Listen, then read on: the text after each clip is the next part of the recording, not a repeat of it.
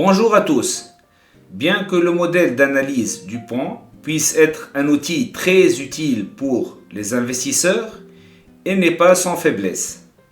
La nature expansive de l'analyse Dupont signifie qu'elle nécessite plusieurs entrées. En effet, à partir d'un seuil d'endettement, le crédit entraîne un effet néfaste sur la rentabilité. Un petit rappel de l'état de résultat simplifié s'avère nécessaire. Comme vous voyez, ce dernier nous fournit les informations suivantes. Donc, le chiffre d'affaires qui représente le prix fois la quantité, on retranche les coûts d'exploitation et on aura le bénéfice avant intérêts et impôts. Puis on retranche les intérêts qui sont calculés en multipliant les dettes fois le taux d'intérêt, on aura le bénéfice avant impôt. Puis on va retrancher l'impôt et on aura finalement le bénéfice net. Donc on peut déduire que le bénéfice avant intérêt et impôt peut être calculé en se basant sur deux méthodes. La première, on va faire le rapport entre le bénéfice net et 1 moins taux d'impôt plus les dettes fois I, ou bien on va prendre le chiffre d'affaires et on va retrancher les coûts d'exploitation. Pour bien appréhender, on va prendre l'exemple suivant.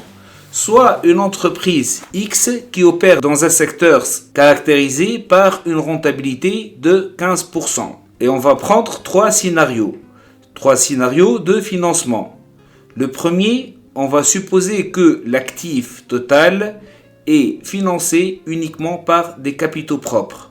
Le deuxième, on va supposer que le même actif est financé par des capitaux propres à hauteur de 400 et une dette de 600 dont le taux d'intérêt est de 10%. Troisième scénario, l'actif est financé une partie par des capitaux propres à hauteur de 400, une partie par des dettes à hauteur de 600 avec un taux d'intérêt de 10% et une deuxième dette de 200 avec un taux d'intérêt de 20%. Donc la question, on va choisir la situation optimale selon les deux décompositions. Donc, premièrement, on va partir du bénéfice avant intérêt et impôt. On sait que le ratio de rentabilité économique égale le bénéfice avant intérêt et impôt sur l'actif total.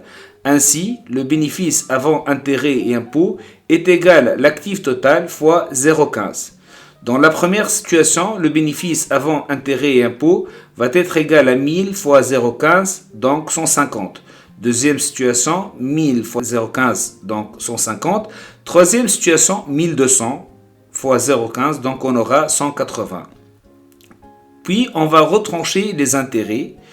Pour la première situation, il n'y a pas d'intérêt. Deuxième situation, 600 fois 0,1, donc on aura 60. La troisième situation, 600 fois 0,1 plus 200 fois 0,2, donc on aura 100. Pour calculer le bénéfice avant impôt, on va retrancher les intérêts. Donc on aura dans la première situation 150, deuxième situation 90 et troisième situation 80.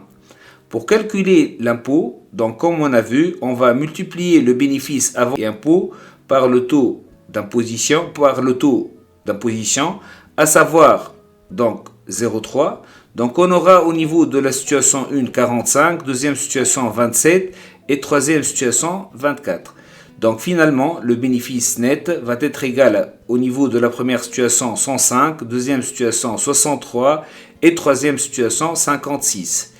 Et finalement la rentabilité financière va être égale au bénéfice net sur les capitaux propres. Donc au niveau de la première situation 105 sur 1000, donc à savoir 10,5. Deuxième situation 63 sur 400, donc on aura 75%.